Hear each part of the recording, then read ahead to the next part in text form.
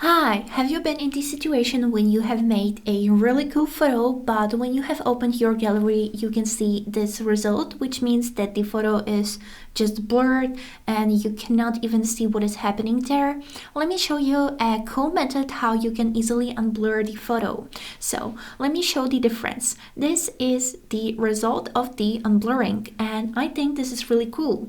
How to do it? Firstly, we would need to find this portrait button, and this is the only one condition, that this photo has to be made in the portrait mode.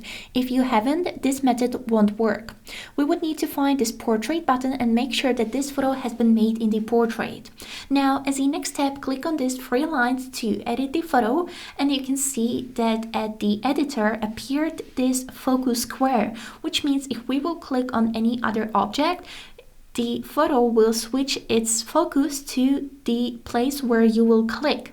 So if I will click on this can, you can see that it's now in the focus. But if I will click on the background, now the background will be in the focus and the can will not. So like this, you can easily change the focus on photos. Now when you are done, we would need to simply click done at the right upper corner. And this is it. Now you know how to unblur photos on your iPhone. I hope this video was helpful and have a great day.